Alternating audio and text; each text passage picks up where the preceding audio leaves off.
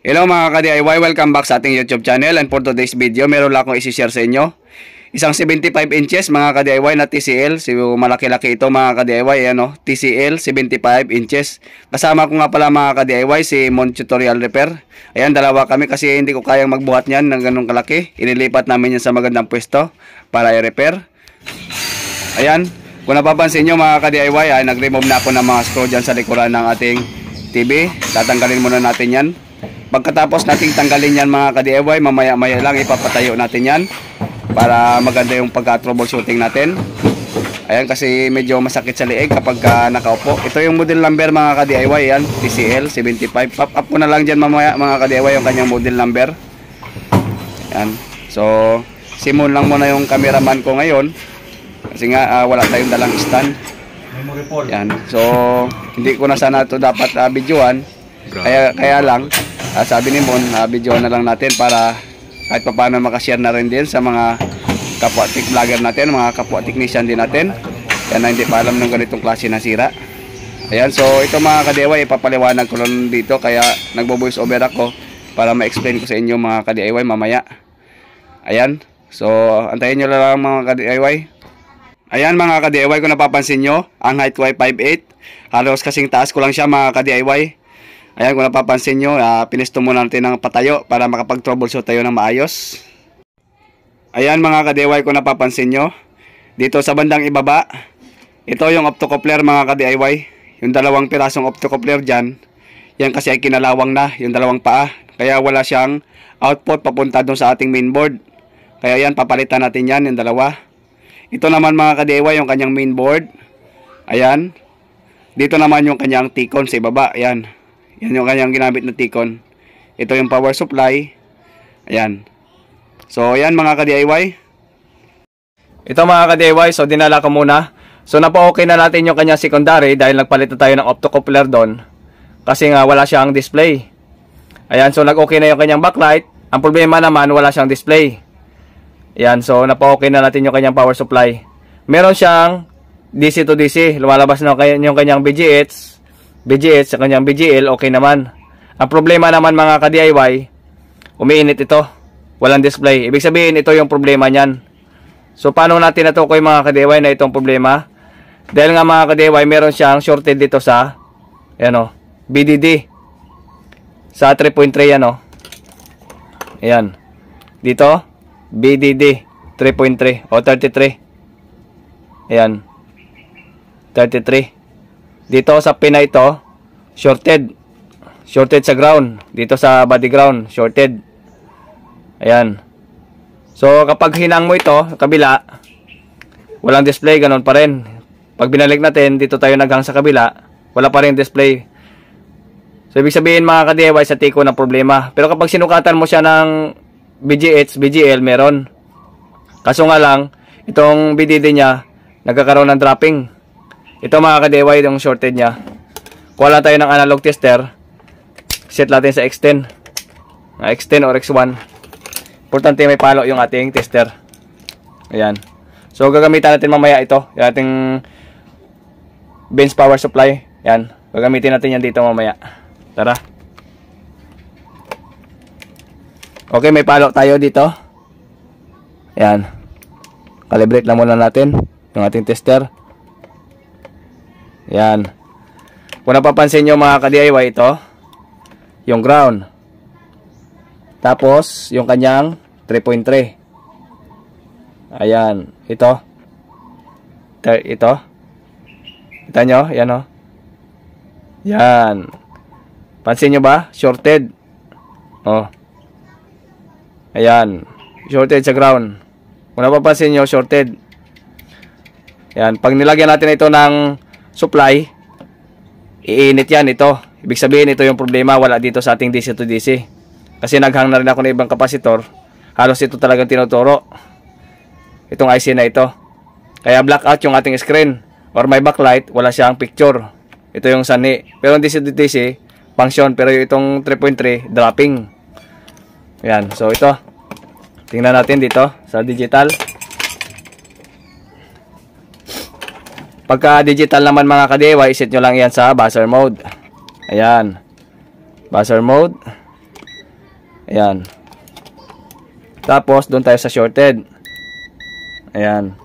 Pwede yung positive dito sa ground, pwede yung negative. Pansin nyo? Ayan. Ayan. Grounded. Kapag yung power supply naman, ito naman yung gamitin natin. Ito mga ka-DIY.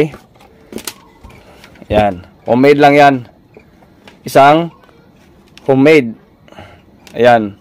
So, i-upgrade ko pa ito. Kulang pa ito. Kailangan ko pa i-upgrade yan mga ka-DIY. 5 amperes lang talaga ito. 5 amperes lang yung kanyang maximum.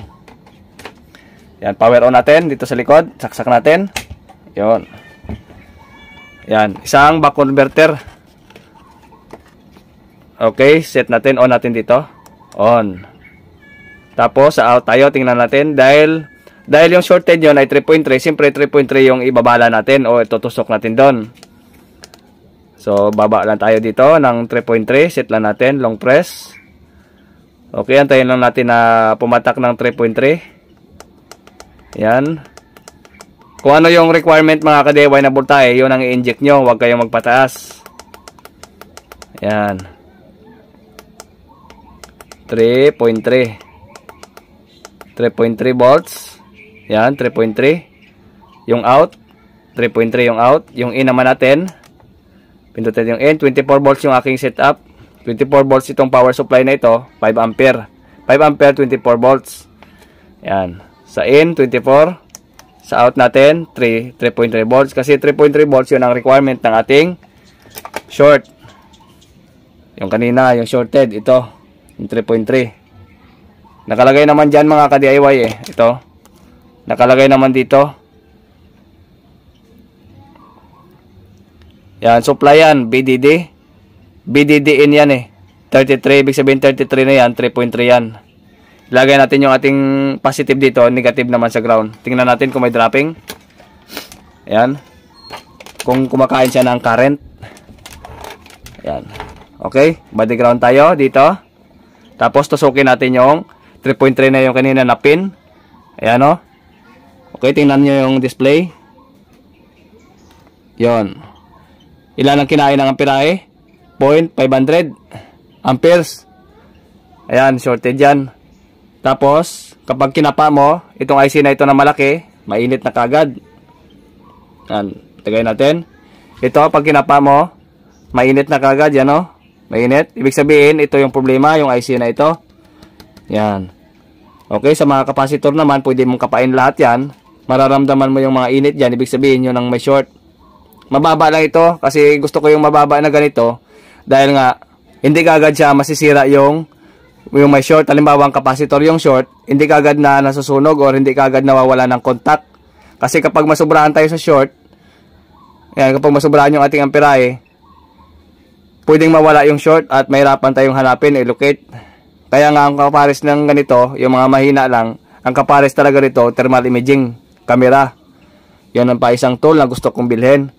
Kasi nga nag-iipon pa tayo mga ka-DIY, meron tayong balak na machine na bibilhin na mas mataas pa doon na importante. Ayan. So, ibig sabihin ito yung umiinit oh, lakas ng init oh.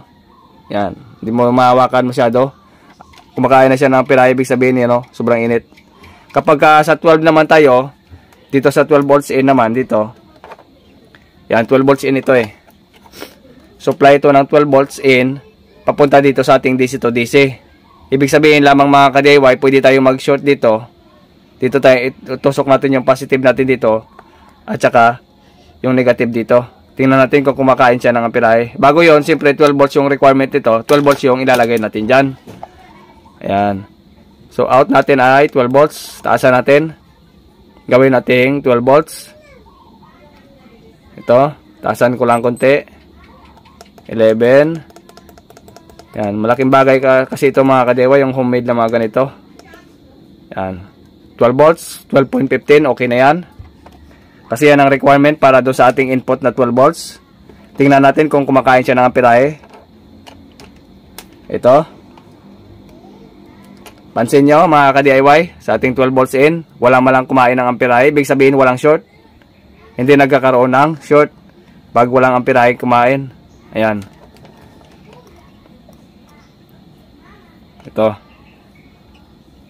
Ito sa 12 volts in. Dito sa kanyang fuse.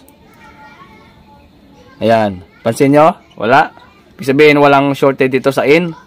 Doon lang talaga sa loob dito. Papunta pa out na. Palabas na yung kanyang short dito. Ito yung shorted. Kapag 12 volts na yan, in-inject mo yan sa dito sa 3.3, sira yung IC mo. Masisira ito kasi nga yung dapat na requirement lang, yun lang dapat ang pang-inject. Yun ang mga trabaho ng mga short killer or mga ganito. Ayan, pwede ito pang-charge ng mga battery or pang-supply natin sa mga secondary o nawawalang voltahe. Pwede itong pang-samantalang pang-inject.